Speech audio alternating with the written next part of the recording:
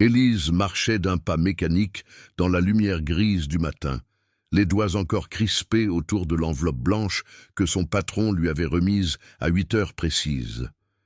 La rue semblait plus froide que d'habitude, presque hostile, comme si la ville elle-même avait décidé de l'éjecter au même titre que l'entreprise où elle avait passé 6 ans. Elle avançait sans vraiment voir les passants, absorbée par la sensation étrange d'être soudain transparente, dissoute dans le bruit des voitures et des talons frappant le trottoir. Elle entendait encore la voix sèche de Monsieur Latour, son ancien supérieur, tourner en boucle dans sa tête. « Nous devons optimiser. Vous comprenez, Élise, ce n'est rien de personnel, juste un réajustement. » Elle avait hoché la tête sans répondre, incapable de prononcer un mot. Maintenant que l'air froid la fouettait, elle réalisait combien cette phrase était absurde. Tout avait été personnel. Son travail, ses heures supplémentaires, ses concessions, ses sacrifices, tout ça pour être écarté en 2 minutes sans un regard réel. Le pire n'était pas la perte du salaire, c'était la sensation d'être soudain inutile, comme un objet qu'on range dans un tiroir avant de l'oublier. Elle sentit sa gorge se serrer et accéléra le pas pour échapper au poids qui menaçait de l'écraser. Elle tourna à gauche, puis à droite, sans réfléchir, fuyant quelque chose qui la suivait pourtant à l'intérieur d'elle-même. Quand son souffle devint trop court, elle s'arrêta près d'un vieux banc en bois. Elle s'y laissa tomber, les épaules lourdes, le regard perdu. Le monde continuait de tourner, mais pour elle, tout venait d'être mis sur pause. Elle ne savait plus comment reprendre la lecture de sa propre vie. C'est là qu'un homme s'approcha. Il ne portait pas de costume impeccable, comme ceux qui traversaient habituellement ce quartier d'affaires. Son manteau était trop large, sa barbe légèrement envahissante, et pourtant son regard, quand il se posa sur elle, avait une clarté désarmante. Il ne lui demanda pas ce qui n'allait pas. Il ne lui offrit pas de consolation maladroite. Il s'assit à l'autre extrémité du banc, comme s'il connaissait déjà la distance exacte à respecter pour ne pas l'étouffer. Élise détourna timidement les yeux, mais il parla avant qu'elle puisse se replier entièrement dans son silence. « Tu sais, » dit-il d'une voix posée, presque calme, « certains matins te détruisent juste assez pour t'obliger à devenir quelqu'un que tu n'aurais jamais osé être. » Elle se redressa légèrement, surprise. « Pardon ?» L'homme fixa la rue devant eux comme s'il parlait autant pour lui que pour elle. On croit qu'on perd quelque chose quand on est rejeté, mais parfois, c'est ce rejet qui t'arrache enfin à ce qui te diminuait. Élise sentit un frisson lui traverser les épaules, un mélange étrange de peur, d'émotion et de reconnaissance. Comment pouvait-il savoir? Elle n'avait rien dit. Il tourna enfin la tête vers elle. Son regard n'était ni curieux ni intrusif, simplement vrai. « Tu as été renvoyé ce matin, n'est-ce pas ?» Elle déglutit. « Comment vous le savez ?»« Parce qu'on reconnaît immédiatement quelqu'un qui porte encore l'odeur d'une porte qu'on vient de lui claquer. » Elle baissa les yeux, émue malgré elle. L'homme reprit. « Tu crois que tout s'effondre, mais écoute-moi bien. » Il se pencha légèrement, juste assez pour que ses mots lui parviennent plus doucement. Ce qui s'effondre aujourd'hui te libère de ce qui t'empêchait d'avancer hier.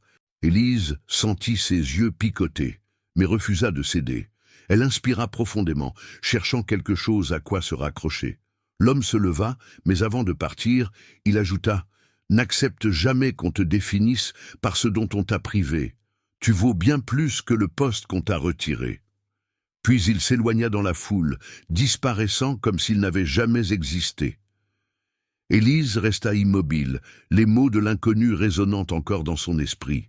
Elle ne savait pas pourquoi, mais elle sentit soudain que cette journée, aussi brutale soit-elle, n'était peut-être pas la fin qu'elle imaginait. Elle ouvrit l'enveloppe une dernière fois, la regarda différemment, puis murmura pour elle-même. Et si ce matin n'était pas une chute, mais un début? Une question dangereuse, puissante, qui fit trembler quelque chose au plus profond d'elle. Elle inspira, releva la tête et se surprit même à penser que quelqu'un d'autre, quelque part, aurait peut-être besoin d'entendre cette histoire. Une pensée étrange, mais pas désagréable. Un simple like, un simple mot, un simple geste pouvait parfois tout changer. Alors pourquoi pas elle? Quand Élise se leva du banc, ses jambes tremblaient encore, mais quelque chose en elle semblait étrangement réactivé, comme une machine longtemps laissée à l'abandon et qui, soudain, se remettait à tourner malgré la poussière et la fatigue. Elle continua à marcher, portée par l'écho des mots de l'inconnu, se répétant malgré elle cette phrase mystérieuse « Ce qui s'effondre aujourd'hui te libère d'hier ». Elle n'aurait jamais cru qu'un étranger croisé par hasard puisse semer une telle fissure dans son désespoir, une fissure d'où filtrait maintenant une lumière mince mais tenace. Pourtant, quand elle arriva chez elle, la réalité la frappa à nouveau. L'appartement semblait plus petit, trop silencieux, comme si la pièce elle-même retenait son souffle. Elle posa son sac, resta immobile au milieu du salon et sentit une vague de vertige. Être renvoyé n'était pas seulement une atteinte à sa vie professionnelle, c'était comme perdre un repère fondamental, un axe autour duquel tout le reste tournait. Sans cet axe, les pensées s'entrechoquaient, dérivaient, se dispersaient. Elle s'assit au sol, dos contre le canapé, et laissa son regard se perdre sur les murs pâles.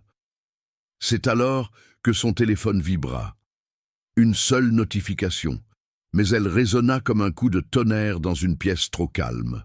Elle hésita quelques secondes avant de regarder l'écran. Le nom qui s'afficha la frappa comme un retour brutal du passé. Claire Marais. Une ancienne collègue partie de l'entreprise 3 ans plus tôt après un conflit discret mais violent avec la direction. Élise ouvrit le message. « On m'a dit ce qui t'est arrivé ce matin. Appelle-moi quand tu peux. C'est important. » Élise sentit son cœur faire un bond. Comment quelqu'un avait-il appris sa situation si vite? Elle n'avait prévenu personne. Elle inspira profondément avant de composer le numéro. Claire décrocha presque immédiatement. « Élise, je suis désolé d'apprendre pour ce matin. Je sais exactement ce que ça fait. » La voix de Claire était plus douce qu'Élise ne s'y attendait, moins amère que dans ses souvenirs. « Comment tu l'as su ?» demanda Élise. « Une ancienne du service RH m'a prévenu. Ils ont commencé à licencier en silence. Tu n'es pas la première et tu ne seras pas la dernière. » Élise sentit un frisson lui parcourir la peau. « Pourquoi tu voulais que je t'appelle ?» Claire prit une légère inspiration avant de répondre. « Parce que j'ai découvert quelque chose après mon départ.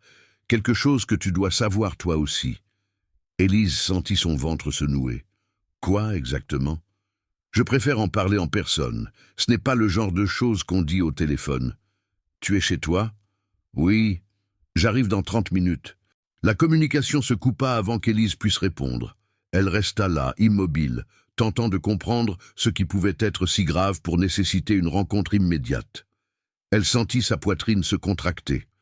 Les mots de l'inconnu revinrent encore, comme un fil invisible tiré entre ces événements. Était-ce un hasard ou le début d'une ligne que le destin traçait sous ses pieds?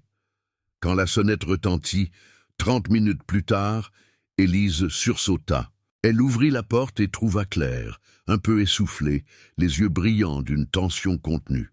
« Merci de m'avoir reçu, » dit-elle avant même de franchir le seuil. « Ce que j'ai découvert pourrait bien expliquer pourquoi ils t'ont viré. » Élise fronça les sourcils. « Tu parles comme s'il y avait un complot. » « Parce que c'en est un. » Claire entra, posa son sac sur la table, puis sortit une enveloppe épaisse. « Je ne voulais pas t'en parler tant que tu travaillais encore là-bas, mais maintenant... » Elle déposa l'enveloppe entre elles deux. « Tout est là-dedans. » Élise sentit son souffle se bloquer. « C'est quoi ?» Claire la fixa droit dans les yeux. La preuve que ton licenciement n'a rien à voir avec tes performances. Ils t'ont éjecté parce que tu étais dangereuse pour eux, même sans le savoir. » Élise sentit son cœur exploser contre sa cage thoracique. Elle voulut poser une question, mais aucun son ne sortit.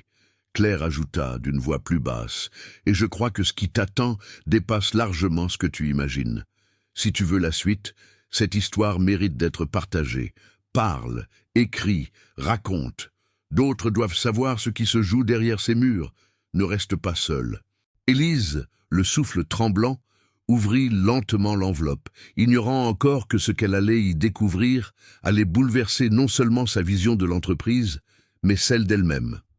Le couloir semblait se resserrer autour d'elle à mesure qu'elle avançava, comme si le bâtiment tout entier tentait de la pousser vers la sortie. Les pas de Claire résonnaient sur le carrelage brillant, un rythme sec, presque mécanique, mais à l'intérieur d'elle. C'était une tempête. Elle essayait de respirer lentement, de remettre de l'ordre dans ses pensées, mais ses émotions s'entremêlaient, se heurtaient les unes aux autres, comme des fragments de verre brisés. La colère, la honte, l'injustice, le choc, tout se bousculait, l'étouffant.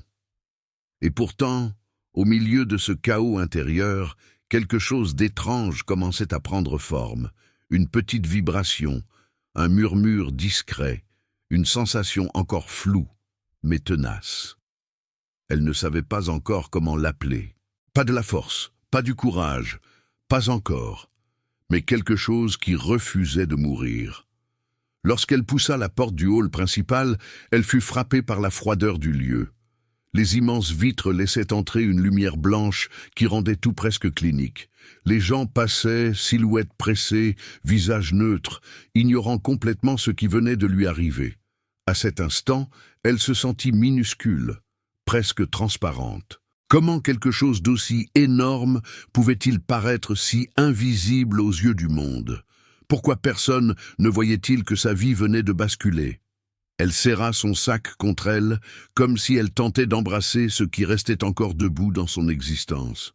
Une bourrasque de vent glacial l'accueillit quand elle sortit enfin du bâtiment. Elle inspira profondément, espérant que l'air frais calmerait la brûlure dans sa poitrine. Mais cela ne suffisait pas. Son esprit tournait encore, repassant la scène en boucle. La chaise qu'on lui avait désignée pour s'asseoir, le dossier posé devant elle, les phrases vides, les regards qui évitaient le sien. Elle entendait encore les mots exacts, comme une lame qui s'enfonçait lentement. Réorganisation, budget, inévitable. Ce n'était même pas personnel, et c'était peut-être ce qui faisait le plus mal. Elle marcha sans vraiment savoir où elle allait. Ses pieds suivaient un chemin automatique, tandis que sa tête nageait encore dans un brouillard épais. Elle devait appeler quelqu'un. Une amie peut-être. Sa mère. Non, pas maintenant. Elle imaginait déjà la voix inquiète, les questions, les inquiétudes supplémentaires, les conseils maladroits. Elle ne voulait pas de pitié. Elle voulait juste comprendre comment, du matin au soir, tout pouvait s'écrouler sans prévenir. Après quelques minutes, ou peut-être des heures, elle s'arrêta devant un petit square qu'elle connaissait vaguement. Il n'avait rien de spécial, quelques bancs en métal, des arbres nus, le bruit lointain de la circulation. Mais c'était calme, assez pour qu'elle puisse enfin s'asseoir et laisser retomber le poids qu'elle avait retenu depuis trop longtemps. Elle posa son sac à côté d'elle, ferma les yeux et laissa sa tête basculer légèrement en arrière. Le froid du banc traversa son manteau, mais elle ne bougea pas. Pour la première fois depuis l'annonce, elle se laissa respirer vraiment. Puis, alors qu'elle reprenait lentement contact avec le monde qui l'entourait, elle remarqua une silhouette s'approcher. Un homme assez grand, la cinquantaine peut-être, vêtu d'un manteau trop large et d'un bonnet abîmé. Il marchait lentement, comme s'il craignait de déranger. Elle aurait pu ne pas le remarquer, mais quelque chose dans son regard, la douceur inattendue, presque une forme de respect silencieux, la poussa à ne pas détourner les yeux. Il s'arrêta à quelques mètres d'elle, hésita, puis lui adressa un petit sourire discret, presque timide. Elle crut d'abord qu'il allait lui demander de l'argent. Elle se prépara intérieurement à dire qu'elle n'avait rien sur elle. Mais ce n'est pas ce qu'il fit. À la place, il dit quelque chose qu'elle n'aurait jamais pu anticiper.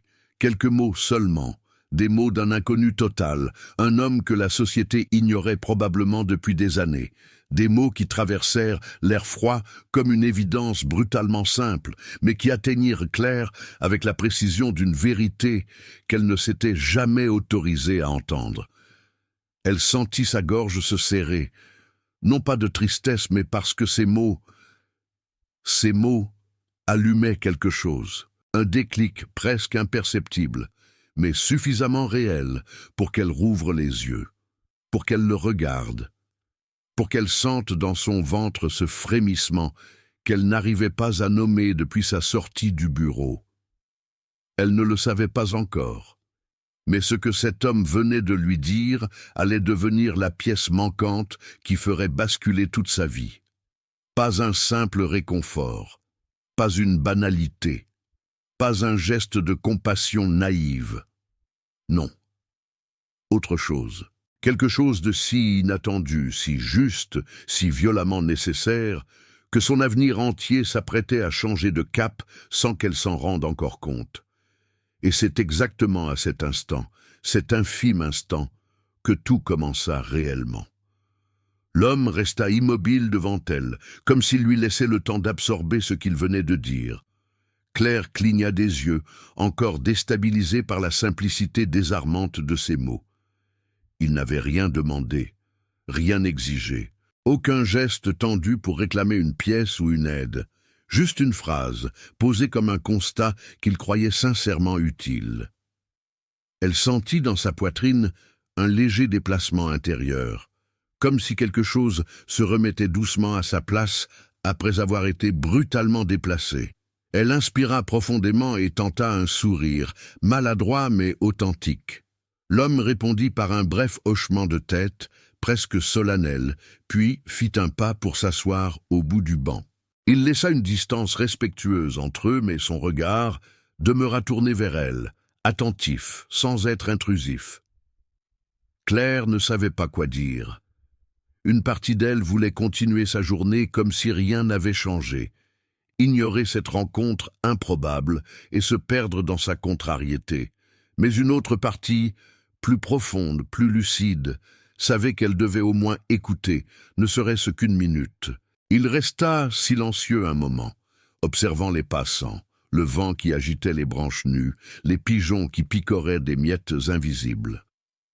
Claire sentit qu'il réfléchissait à la manière d'enchaîner, ou peut-être à la pertinence même d'en dire davantage. Finalement, d'une voix douce mais précise, il ajouta « On croit souvent que la porte qui se ferme est la fin, mais parfois c'est juste un signe qu'on devait arrêter de frapper là où on n'était plus attendu. » Il tourna alors légèrement la tête vers elle, comme s'il voulait s'assurer qu'elle comprenait le sens de ses mots. Claire sentit un frisson parcourir son dos. Ce n'était pas seulement ce qu'il disait, mais la manière dont il le disait. Il parlait comme quelqu'un qui avait déjà tout perdu et qui pourtant avait compris quelque chose que le reste du monde oublie facilement. Elle sentit sa résistance intérieure se fissurer, juste un peu. D'une voix fragile, à peine audible, elle répondit « Je viens de perdre mon travail. Ce matin, je ne comprends même pas comment. » Elle s'interrompit, incapable de finir sa phrase. Les mots restaient coincés dans sa gorge, trop lourds pour sortir. L'homme hocha la tête, sans surprise. Il n'avait pas besoin de détails. Il n'avait pas besoin de connaître l'histoire complète. C'était comme s'il avait vu ce scénario des centaines de fois, chez d'autres, et peut-être chez lui-même. Il prit une respiration lente, puis murmura « La vraie question, ce n'est pas ce que tu as perdu, c'est ce que tu vas construire maintenant. » Il prononça ces mots avec une conviction si calme que Claire en fut presque déstabilisée. Comme si, pour lui, la chose était déjà évidente. Elle baissa la tête, fixant ses mains tremblantes. Construire. Le mot semblait tellement déplacé. Comment construire quoi que ce soit alors qu'elle se sentait vidée, fragilisée, presque brisée? Elle n'était même pas sûre de savoir par où commencer. Mais l'homme ne se laissa pas impressionner par son silence. Il continua, d'une voix légèrement plus assurée. « Parfois, ce qui nous arrive n'est pas une punition. C'est une libération qu'on ne comprend pas encore. » Claire sentit les larmes monter. Pas celles de désespoir. Elle les avait déjà versées mentalement depuis des heures, mais celles d'un autre genre. Celles qui viennent quand quelqu'un met soudainement des mots justes sur une douleur que l'on ne reconnaissait pas encore. Elle respirait plus vite maintenant, comme si son corps tentait de se réaligner avec une vérité trop grande pour être absorbée en une seule fois. Elle déglutit difficilement. Vous parlez comme si vous saviez exactement ce que je traverse, dit-elle, la voix légèrement cassée. Il esquissa un sourire discret.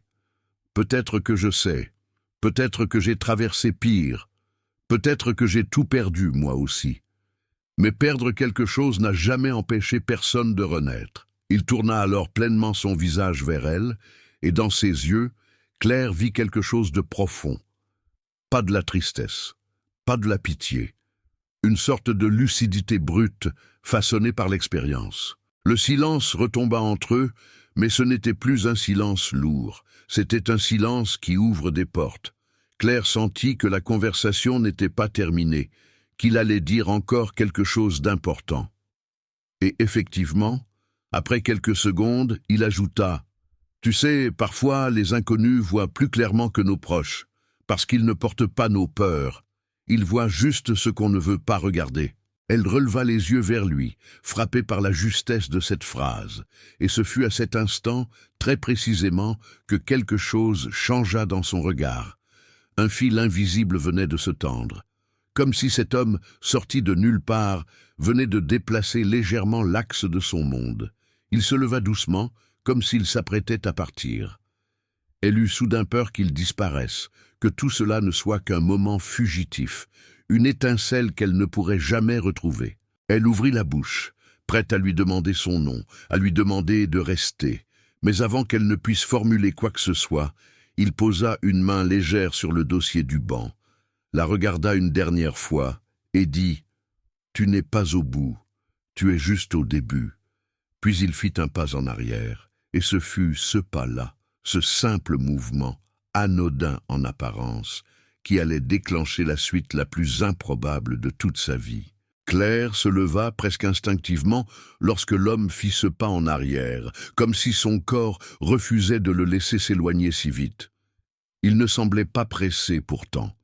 Il marchait avec une lenteur étrange, presque mesurée, comme quelqu'un qui ne fuit rien mais qui n'a aucune attache. Claire hésita un instant, puis finit par le rejoindre à quelques pas du banc. Elle n'avait pas de questions précises à lui poser, pas de plan en tête. Elle ressentait seulement que ce moment ne pouvait pas s'arrêter encore. Elle n'était pas prête. Il tourna légèrement la tête vers elle en l'entendant approcher. Son regard demeurait calme, ancré, presque apaisant. Elle inspira, cherchant ses mots. « Pourquoi avez-vous dit ça ?» demanda-t-elle enfin, consciente que la question était presque naïve. L'homme la contempla un instant, comme s'il évaluait non pas ce qu'elle venait de dire, mais ce qu'elle n'avait pas encore osé formuler. « Parce que je t'ai vu t'effondrer, » répondit-il simplement. « Et aussi parce que j'ai appris que, parfois, une phrase juste au bon moment peut empêcher quelqu'un de se perdre. » Claire sentit un autre frisson lui parcourir la colonne vertébrale. Il parlait comme s'il connaissait l'exact poids des mots, comme s'il les utilisait depuis longtemps pour survivre lui-même. Elle observa ses vêtements usés, ses chaussures presque trouées, ses mains marquées par le froid et la rue. Et pourtant, malgré cette apparence qui racontait la précarité, quelque chose en lui respirait une force silencieuse, une dignité qui ne s'affichait pas, mais se ressentait. Ils se mirent à marcher côte à côte, sans direction précise. Le trottoir était humide, la ville encore engourdie par l'heure matinale.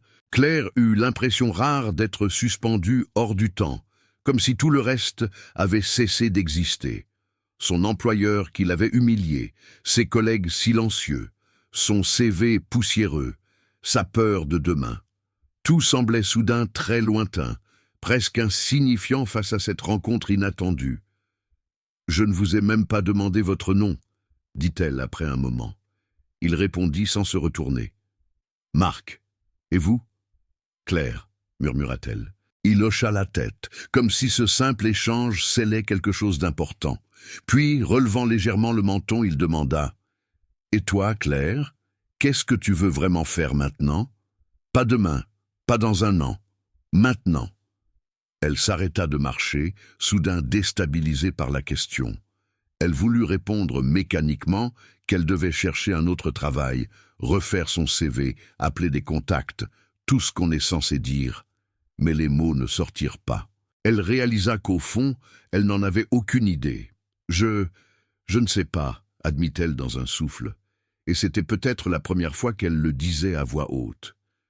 Marc se plaça devant elle, plantant son regard dans le sien, sans dureté, mais avec une honnêteté presque brutale. Alors commence par ce que tu sais, et ce que tu sais, c'est que tu ne peux pas continuer à vivre selon les décisions des autres. Il marqua une pause. Tu as laissé cet homme décider de ta valeur ce matin. Ne recommence pas. Cette phrase la transperça. Il ne parlait pas de son patron seulement. Il parlait de tout ce qu'elle avait laissé glisser entre les doigts depuis des années. De ses ambitions réduites au silence, de ses projets remis au lendemain. Il parlait de cette habitude qu'elle avait eue d'accepter l'inacceptable parce qu'elle ne voulait déranger personne, parce qu'elle pensait ne pas mériter davantage. Elle baissa la tête, les yeux brouillés. Marc ajouta plus doucement « Tu n'as pas été renvoyé, tu as été libéré ». Elle releva la tête brusquement, surprise par la formulation. « Libéré ?» Elle eut un rire nerveux. « J'ai perdu mon salaire, mes assurances, mon équilibre. Comment est-ce que ça pourrait être une libération ?» Marc ne sembla pas se vexer. Il la laissa rire. Puis il dit doucement.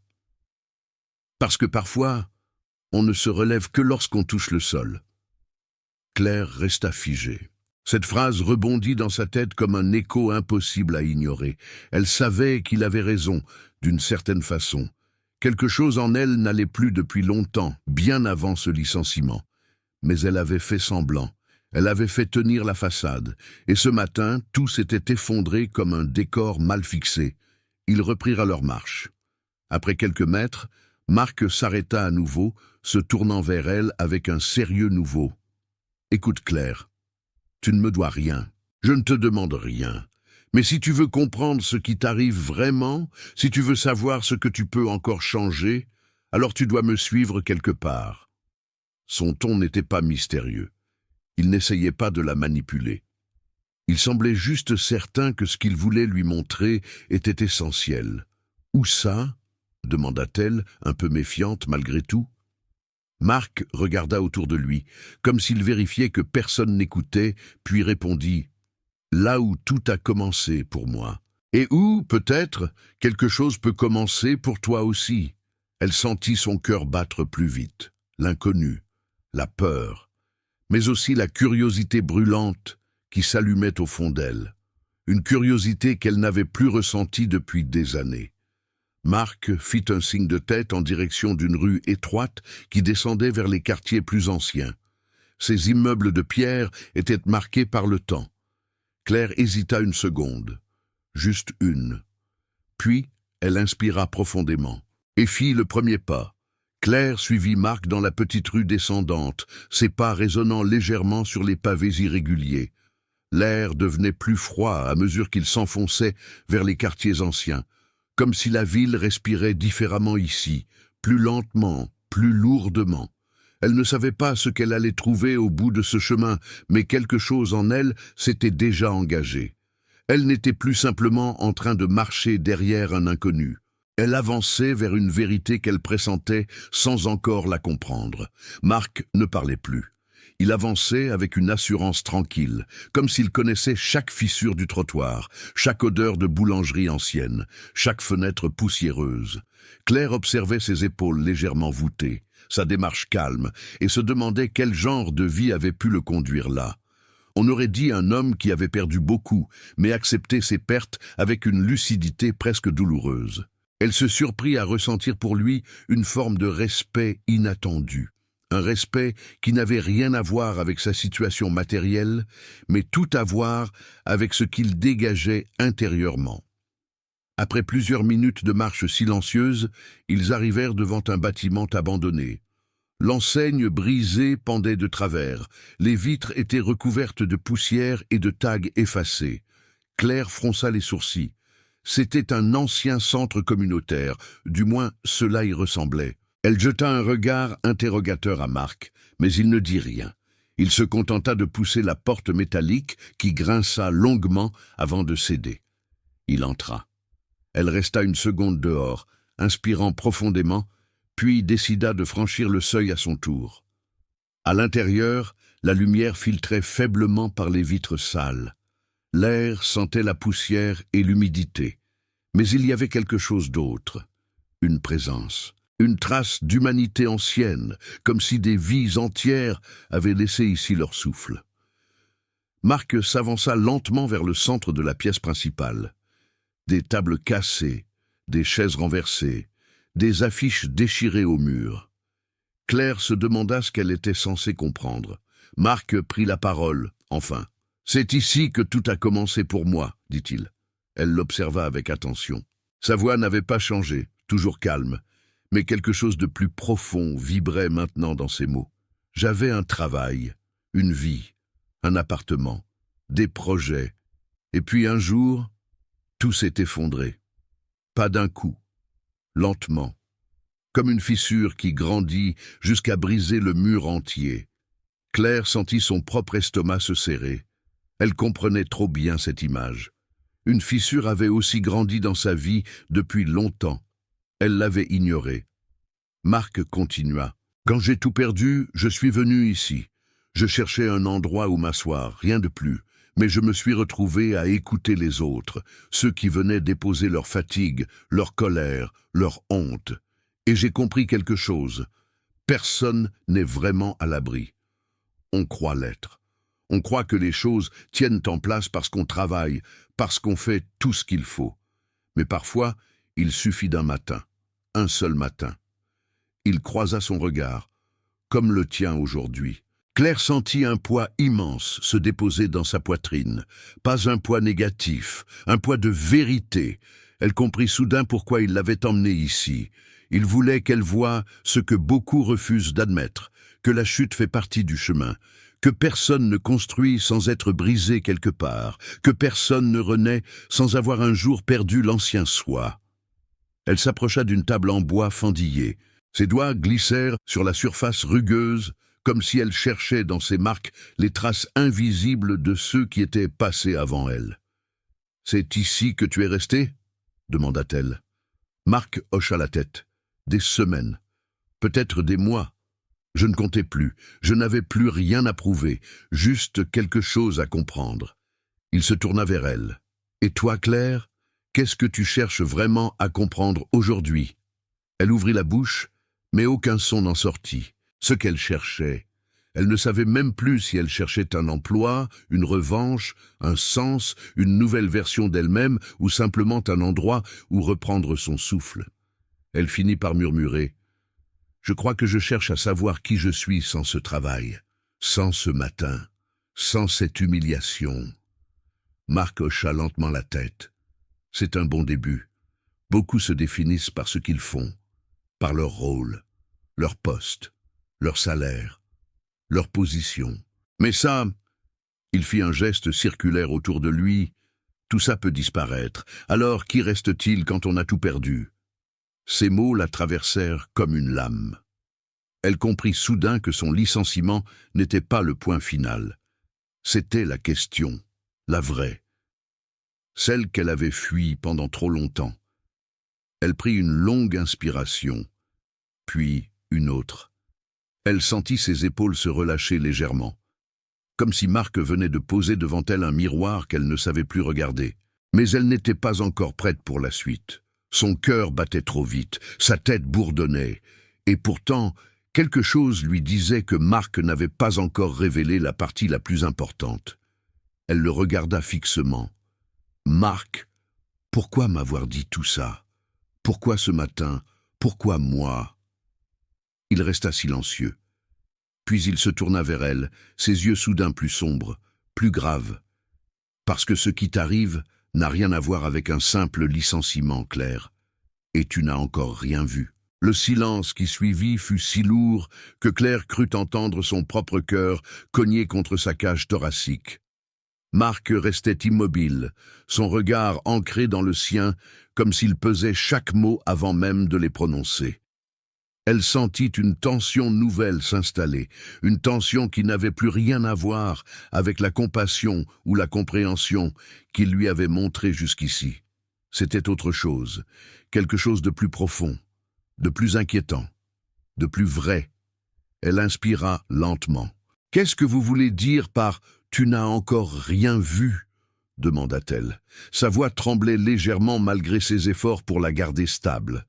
Marc détourna enfin les yeux, mais non pour fuir, plutôt comme un homme qui cherche le bon angle pour révéler une vérité dangereuse. Il marcha vers une vieille armoire métallique couverte de poussière et de graffitis. Il posa une main dessus, comme s'il y avait enfoui là quelque chose d'important. Claire sentit son ventre se serrer.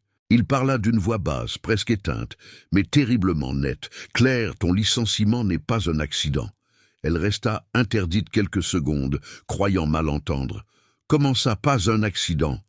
J'ai peut-être été trop franche, oui, j'ai peut-être gêné, mais... » Il leva soudain la main, l'arrêtant sans brusquerie mais avec fermeté. Non, ce n'était pas une réaction impulsive, pas une décision de dernière minute. Il la regarda à nouveau. C'était prévu.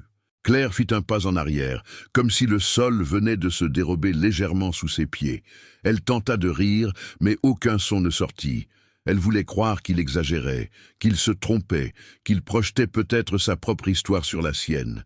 Mais quelque chose dans sa voix, dans son regard, dans cette pièce abandonnée remplie d'échos de vies brisées, empêchait cette idée de tenir debout. Pourquoi ? Pourquoi quelqu'un planifierait de me licencier ? Ce n'est pas logique. Marc détourna légèrement la tête, pensif. Pas logique, non.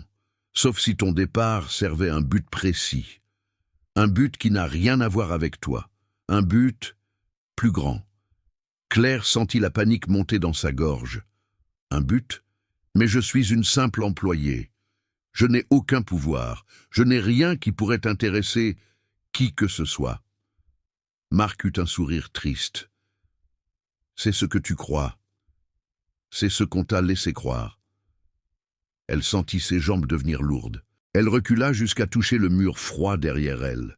Le centre communautaire semblait soudain trop petit, trop chargé, trop étroit pour contenir ce qui était en train d'être dit. Marc s'approcha doucement, sans menace. Il se contenta de s'asseoir sur une chaise bancale, comme quelqu'un qui sait que la vérité ne peut être dite qu'en position basse, jamais en hauteur.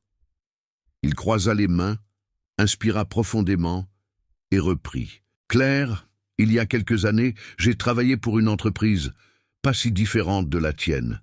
Une entreprise où tout semblait normal en façade. Mais en profondeur, elle bougeait, elle manipulait, elle éliminait ce qui gênait, pas ouvertement, pas brutalement, subtilement, et toujours sous couvert de décisions professionnelles. » Il la fixa, droit dans les yeux. Je reconnais les mêmes signes, exactement les mêmes. Elle sentit un frisson glacé remonter jusqu'à sa nuque. Une partie d'elle voulait l'arrêter, lui dire qu'il se trompait, que tout ceci était trop démesuré, trop improbable. Mais une autre partie, une partie plus instinctive, savait déjà qu'il y avait quelque chose de vrai dans ce qu'il disait. Elle repensa à certains regards de collègues, à certaines conversations soudain interrompues à son approche, à certains mails étranges, flous, qui évoquaient des changements internes sans jamais les expliquer. Et ce matin-là, la façon dont son patron n'avait même pas faim d'être surpris, comme si tout était prêt, comme si tout était écrit. Elle murmura presque « Mais pourquoi moi ? Pourquoi vouloir que je parte ? Pourquoi organiser ça ?» Marc ne répondit pas tout de suite. Il sembla peser ses mots. « Parce que tu occupes une place que quelqu'un d'autre veut, ou parce que tu as vu quelque chose sans t'en rendre compte, ou parce que tu es lié d'une manière ou d'une autre à une décision qui va tomber bientôt. » Claire secoua la tête. « Non, je ne suis au courant de rien. Je n'ai accès à rien. Marc leva un sourcil. Personne ne licencie quelqu'un qui n'a accès à rien. Personne ne prend ce risque. Un froid terrible s'empara d'elle. Elle se sentit soudain observée, comme si même dans cet endroit isolé, des yeux invisibles avaient braqué une lumière sur elle. Marc ajouta, d'une voix presque murmurée, « Ceux qui t'ont renvoyé croient déjà que tu ne parleras pas, que tu ne poseras pas de questions, que tu accepteras sans chercher plus loin. Ils pensent te connaître. » Elle sentit la colère monter dans sa poitrine, une colère nouvelle, pas celle du matin, faite d'humiliation et de choc, mais une colère plus profonde, une colère née du sentiment d'avoir été manipulée, utilisée, sacrifiée dans un jeu dont elle ignorait l'existence. Elle releva lentement la tête, le regard durci. « Et toi, Marc, comment sais-tu tout ça ?» Il ferma les yeux un instant. Quand il les rouvrit, ils brillaient d'une intensité étrange. Parce que, avant de finir dans la rue, Claire, j'étais exactement comme toi. Et j'ai moi aussi été renvoyé le matin, pour les mêmes raisons, par les mêmes méthodes. Claire sentit un poids immense tomber dans son estomac. La vérité, brute et implacable, venait de s'ouvrir devant elle.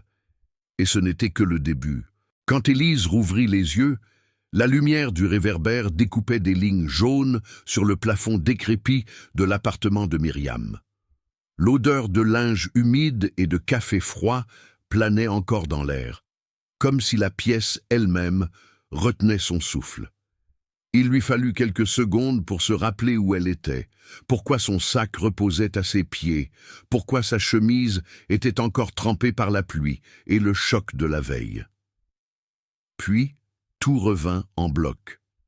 La lettre de licenciement, le rire de Courtney, la stupeur, les mots de l'inconnu sous l'abribus, ce regard qui ne la connaissait pas et qui pourtant l'avait vue plus clairement que n'importe qui. Élise se redressa lentement, ses muscles protestant comme si elle avait combattu toute la nuit. Myriam dormait encore, roulée dans une couverture élimée, les cheveux gris dispersés sur l'oreiller. Dans ce silence fragile, Élise sentit une étrange détermination s'installer en elle, comme si la douleur de la veille, loin de s'être dissipée, s'était transformée en quelque chose de plus solide, de plus dur, presque métallique. Elle prit son téléphone. Les notifications pleuvaient, messages non lus, appels manqués, rappels de réunions auxquelles elle n'assisterait plus jamais. Rien de tout cela ne comptait. Pas aujourd'hui. Pas maintenant. Une phrase, celle de l'inconnu, revenait comme une vague obstinée.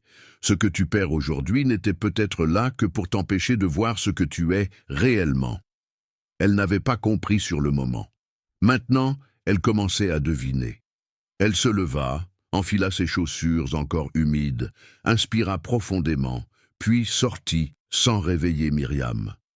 La pluie avait cessé, mais l'asphalte brillait encore, comme un miroir sombre. Les trottoirs étaient presque vides, seulement quelques silhouettes pressées et un camion qui déchargeait des cajots. Élise marcha jusqu'au bout de la rue, puis tourna à gauche vers un café minuscule, celui où elle venait autrefois réviser ses dossiers avant les réunions importantes. À cette heure, il était presque désert. Elle s'assit près de la fenêtre, commanda un expresso amer, puis ouvrit son ordinateur. Les mots défilèrent dans sa tête plus vite qu'elle ne pouvait les taper. Un plan, un nouveau départ, une version d'elle-même qu'elle avait ignorée trop longtemps. Elle n'avait plus d'emploi, plus de sécurité, plus d'avenir tracé à l'avance. Mais pour la première fois, elle sentait l'espace immense de ce que cela signifiait. La liberté venait souvent déguisée en catastrophe. Elle commença par dresser une liste. Les compétences qu'elle avait accumulées en 10 ans, les projets qu'elle avait dirigés et que Courtney s'était attribués, les injustices qu'elle avait encaissées en silence, puis les idées qu'elle avait proposées et qui avaient été refusées, non parce qu'elles étaient mauvaises, mais parce qu'elles ne venaient pas de la bonne personne. Une idée revenait particulièrement, comme une braise encore chaude, le programme EcoData qu'elle avait imaginé 2 ans plus tôt et qui aurait pu révolutionner tout le secteur si on lui avait donné les ressources nécessaires. Courtney l'avait rejeté avec un sourire condescendant, trop idéaliste, pas rentable. On ne va pas réinventer l'entreprise pour toi. Et pourtant, depuis lundi, c'est ce même projet que la concurrence commençait à développer. Élise sentait encore l'injustice lui brûler la gorge, mais maintenant elle n'était plus dans ses murs, plus sous ses règles, plus piégée dans son empire personnel. Elle pouvait faire ce qu'elle voulait, où elle voulait, avec qui elle voulait. Le café se remplissait peu à peu, des conversations flottaient autour d'elle, mais elle restait concentrée, absorbée par une sorte de fièvre créative. Elle écrivit pendant des heures, comme si son avenir dépendait de chaque phrase, et peut-être que c'était le cas. Vers midi, elle sentit une présence derrière elle. Une main hésitante effleura le dossier de sa chaise. Elle se retourna, prête à s'excuser, et resta figée. C'était lui, l'homme du trottoir. Le même manteau râpé, la même barbe en bataille, le même regard étonnamment clair. Il la regardait comme s'il hésitait entre partir ou parler. « Je suis désolé de vous déranger. Vous avez laissé tomber ça hier soir. » Il tendit un petit objet dans sa paume. Une clé USB, la sienne, celle qu'elle croyait perdue, celle où se trouvait la seule copie complète du projet EcoData. Elle sentit ses poumons se vider d'un coup. Elle la saisit, presque tremblante. « Vous n'imaginez pas ce que cela représente ?» L'homme esquissa un sourire timide. « J'imagine que c'est important pour vous. » Il allait repartir. Mais Élise se leva brusquement. « Attendez, comment vous appelez-vous » Il eut un léger soupir, comme si on lui posait rarement la question. « Thomas. » Elle hocha la tête, gravant le nom dans un endroit précis de sa mémoire. Thomas. L'inconnu qui l'avait vu quand personne d'autre n'avait pris la peine de le faire. L'inconnu qui venait peut-être de lui rendre la seule chose capable de changer le cours de toute sa vie. Et une intuition inexplicable lui traversa l'esprit. Ce n'était pas la dernière fois que leurs chemins allaient se croiser. Élise resta quelques secondes immobile, la clé USB serrée dans la main, comme si elle pouvait disparaître au moindre souffle. Thomas s'était éloigné, s'intégrant à la foule, sans laisser de traces, comme une silhouette qu'on imagine plutôt qu'on ne voit. Pourtant, son geste venait de bouleverser quelque chose de profond. Elle replongea dans son travail, animée d'une énergie nouvelle. Chaque détail du projet EcoData prenait une importance cruciale, comme si le monde entier reposait sur la ligne qu'elle était en train d'écrire. Les heures passèrent, sans qu'elle ne s'en rende compte. À peine savourait-elle les gorgées de café froid qui restaient dans sa tasse. Quand la nuit commença à tomber, elle relut ce qu'elle avait construit et comprit qu'elle ne pouvait pas faire cela seule. Il fallait un partenaire financier solide, quelqu'un qui avait la puissance et la vision que Courtney n'avait jamais eue, quelqu'un qui pouvait voir au-delà des chiffres, sentir le potentiel avant qu'il n'explose. Elle pensa alors à l'homme que tout le monde surnommait le fantôme de Montreuil, un investisseur discret, réputé pour repérer les projets capables de renverser un marché. On disait qu'il ne répondait jamais aux mails, qu'il choisissait ses projets comme on choisit un destin, rarement et jamais sans raison. Élise envoya quand même un message, clair, concis, désespérément honnête. Puis elle rangea son ordinateur, épuisée mais étrangement vivante. Elle retourna chez Myriam, où la vieille femme l'attendait avec une soupe trop salée et un sourire fatigué. Elles parlèrent peu, pas besoin. Dans le silence, Élise sentit pour la première fois depuis des années ce que c'était d'être vue comme un être humain et pas comme un rouage de machine. La nuit fut courte. À l'aube, son téléphone vibra. Une seule notification, un numéro inconnu, un message minuscule. Intéressé, 14 heures, adresse ci-dessous. Venez seul. Le cœur d'Élise bondit dans sa poitrine. Elle montra le message à Myriam, qui posa une main rassurante sur son épaule. Vas-y, tu n'as rien à perdre. À 14 heures précises, Élise se trouvait devant un bâtiment discret en béton gris, sans aucune indication. L'intérieur était encore plus dépouillé. Une grande pièce blanche, une table, 2 chaises, rien d'autre. Un homme entra, silhouette sèche, regard tranchant. « Je suis Lenoir !» Pas de poignée de main, pas de sourire. Il s'assit et fixa Élise, comme s'il décortiquait chaque pensée avant qu'elle n'ait le temps de se former. « Vous avez 30 minutes. Convainquez-moi. » Élise inspira profondément, puis parla de sa vision, de l'industrie en train de se fossiliser, de la manière dont EcoData pouvait redessiner l'avenir en faisant plus que prévoir les besoins du marché, en les comprenant, en les anticipant, en leur donnant un sens. Lenoir ne bougea pas un sourcil levé, pas un hochement de tête. Quand elle eut terminé, un long silence s'étira entre eux. Finalement, il se pencha légèrement. « Vous avez été licencié hier. Pourquoi vous battre encore pour une idée qu'on vous a arrachée ?» Les mots tombèrent dans l'air comme un test. Élise sentit une chaleur étrange monter en elle, une sorte de vérité brute. parce qu'ils m'ont prise pour un pion, et qu'ils avaient tort. » Le noir la fixa encore quelques secondes, puis sourit, un sourire rare, à peine visible. « Vous avez du feu. Ça, ce n'est pas enseignable. Je vais financer votre projet. » Le monde d'Élise bascula. Elle resta immobile, comme si son corps avait besoin de temps pour accepter ce que son esprit comprenait déjà. Le noir continua. « Mais il y a une condition, une seule. » Elle attendit, le cœur suspendu. « Vous devrez me laisser racheter l'entreprise qui vous a licencié, et c'est vous qui en prendrez la tête. » La pièce sembla soudain trop petite, l'air trop dense. Elle avait imaginé un nouveau départ, un renouveau, une revanche même. Mais cela, c'était plus grand, plus vaste, plus dangereux que tout ce qu'elle avait envisagé. « Pourquoi moi ?» demanda-t-elle presque à voix basse. Le noir croisa les doigts. « Parce que vous avez quelque chose que votre ancien patron n'aura jamais, le courage de recommencer depuis le vide. » Élise pensa à Thomas, à Myriam, à la pluie, à cette version d'elle-même qu'elle avait laissée derrière quand on l'avait renvoyée. Elle n'était plus cette femme. Elle n'était plus dans la cage dorée de Courtenay. Elle était debout, prête. « D'accord, » dit-elle. Le noir hocha la tête, comme si la partie la plus difficile était passée. « Alors, préparez-vous. Vous allez reprendre ce qui aurait toujours dû vous appartenir. » Quand Élise sortit du bâtiment, le vent froid lui fouetta le visage, mais elle souriait. Le genre de sourire qui naît quand on voit, pour la première fois, la possibilité d'une nouvelle vie. Une vie où ce qu'un inconnu lui avait dit dans la rue devenait une prophétie. Une vie où la renaissance commençait exactement là où elle avait cru être détruite. Le jour fixé arriva plus vite qu'Élise ne l'aurait cru. Une semaine à peine s'était écoulée depuis la rencontre avec le noir, mais tout semblait appartenir à une autre vie. Les contrats avaient été signés dans une discrétion absolue. Ecodata était officiellement financé.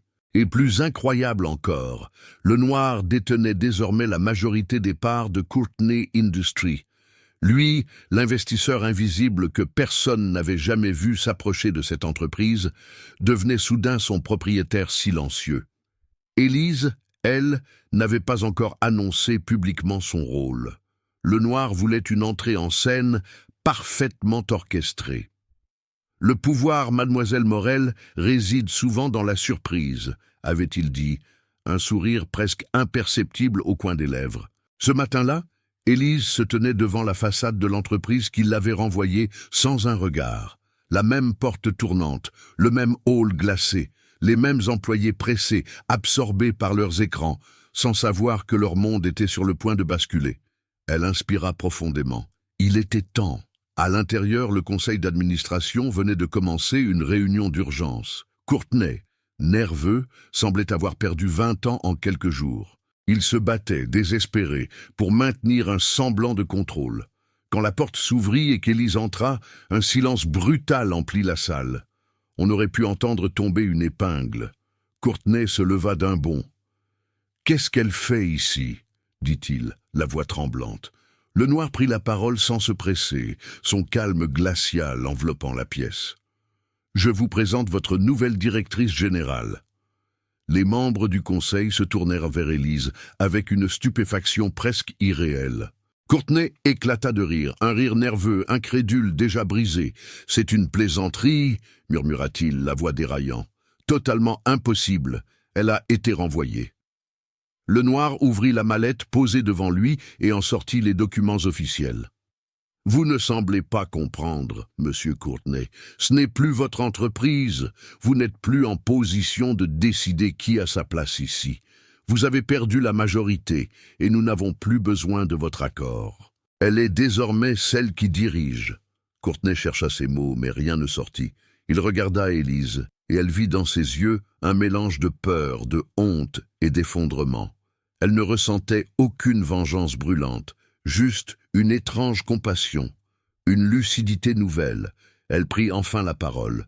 « Je ne suis pas revenu pour détruire ce que vous avez construit. Je suis revenu pour le réparer. » La phrase flottait dans l'air comme un verdict. Le noir se leva. « Si on commence aujourd'hui, Monsieur Courtenay, vos affaires personnelles vous seront envoyées. Merci pour votre service. » Courtenay, livide, sortit de la salle, sans un mot. La porte se referma derrière lui, comme la fin d'un chapitre. Quelques heures plus tard, Élise se tenait dans son nouveau bureau, celui qu'elle avait autrefois regardé de loin, sans jamais imaginer y mettre un jour les pieds. La ville s'étendait sous elle, froide, gigantesque, vibrante.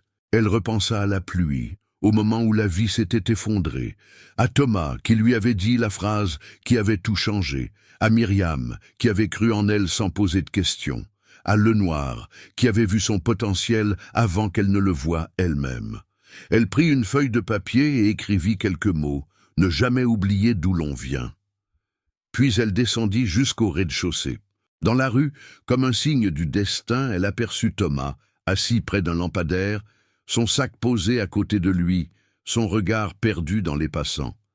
Elle s'approcha, et il la reconnut lentement, comme si la réalité mettait du temps à se frayer un chemin jusqu'à lui. « Vous, » dit-il simplement.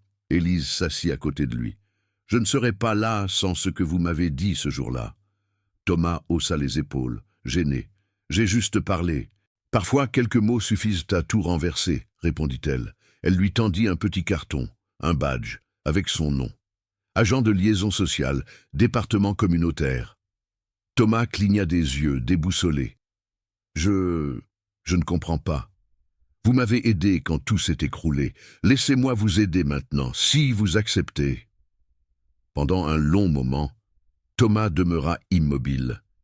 Puis il prit le badge, ses doigts tremblant légèrement. « D'accord. » Élise sentit une chaleur profonde l'envahir. La boucle était bouclée. Elle releva la tête vers l'immeuble qui était désormais le sien, celui où tout avait commencé, celui où elle avait été brisée le matin et où elle renaissait aujourd'hui. Elle inspira l'air froid, un sourire discret aux lèvres. Le monde n'avait pas changé, mais elle, oui. Et c'était suffisant pour réécrire tout le reste. Quand tout fut enfin silencieux, quand la poussière retomba et que la journée s'acheva derrière les murs de verre de l'entreprise, Élise resta un long moment devant la fenêtre de son bureau, observant la ville qui respirait en contrebas. C'était étrange de penser que quelques jours plus tôt, elle traversait ces mêmes rues en essayant simplement de tenir debout, le cœur serré, l'avenir incertain, la dignité pendue à un fil. À présent, elle se tenait là non pas comme une miraculée, mais comme la preuve vivante que les chutes ne sont parfois que des détours vers des sommets inattendus. Cette pensée lui traversa l'esprit avec une force tranquille. Elle repensa à la pluie battante, au froid qui lui mordait le visage, aux mots de Thomas, à la bienveillance de Myriam, au regard impassible mais lucide de Lenoir. Tout cela formait une mosaïque étrange, un ensemble de fragments que personne n'aurait pu deviner, mais qui, mis ensemble, racontèrent la même vérité. Ce sont souvent les inconnus, les imprévus, les éclats de hasard, qui nous montrent ce que nous portons vraiment en nous. Élise comprit que ce qu'elle avait gagné n'était pas seulement un rôle, un titre, une victoire semblable à une revanche. Non. Ce qu'elle avait gagné, c'était une nouvelle façon de se tenir dans le monde. Un regard différent sur la notion de perte et de recommencement. Une certitude nouvelle. Les moments où tout s'effondre ne sont pas toujours des fins. Parfois, ce sont des portes d'entrée vers quelque chose qui n'existait pas encore. Elle inspira profondément, laissant cette évidence se graver en elle. Et elle pensa à toutes les personnes qui, comme elle, avaient été arrêtées net par un coup du destin, ceux qu'on renvoie, ceux qu'on abandonne, ceux à qui l'on dit qu'ils ne sont pas assez, pas faits pour ça, pas à la hauteur. Elle aurait voulu leur dire que les ruines ne sont pas des tombes, que parfois c'est au milieu du chaos qu'on découvre une force qu'on ne soupçonnait pas. Elle aurait voulu leur dire de tenir, de respirer, d'avancer, même d'un seul pas, parce que c'est souvent ce pas-là, celui qu'on fait sans voir la route, qui change tout. Peut-être était-ce pour cette raison que son histoire devait être racontée, pas pour glorifier son ascension ou magnifier sa douleur, mais pour rappeler que chacun traverse un moment où tout semble perdu, et que ces moments-là, s'ils ne sont pas choisis, peuvent malgré tout devenir le début de quelque chose d'inimaginable. Elle laissa glisser sa main sur le rebord en acier du bureau, une manière de revenir à la réalité. Puis, elle pensa à ceux qui écouteraient son histoire, à ceux qui la vivraient presque à travers elle. Elle espérait qu'ils sentent ce qu'elle ressentait maintenant, une forme de légitimité nouvelle, un souffle intérieur qui dit, simplement, que personne ne peut définir notre valeur quand nous-mêmes décidons d'écrire notre propre version du monde. Elle savait aussi qu'un récit n'est jamais complet tant qu'il n'est pas partagé, que les voix qui se croisent, qui s'ajoutent, qui commentent, qui réagissent, créent un espace vivant, un lieu où chacun existe à sa manière. Alors, elle laissa cette idée prendre forme comme une évidence, que cette histoire devienne un miroir, une conversation, un échange, un point de départ pour ceux qui la lisent, la regardent, la ressentent. Peut-être qu'un simple « j'ai vécu quelque chose de similaire » pourrait changer une autre vie. Peut-être qu'un point de vue différent dans les commentaires ouvrirait d'autres dimensions de ce récit. Peut-être qu'un « je crois en elle » ou même un « j'aurais fait autrement » ajouterait une nouvelle voix au cœur. Elle s'autorisa un léger sourire, parce que quelque chose lui disait que cette histoire n'était plus seulement la sienne. Elle appartenait désormais à ceux qui la recevraient, à ceux qui voudraient la prolonger, à ceux qui feraient vivre ce moment avec leur propre vision.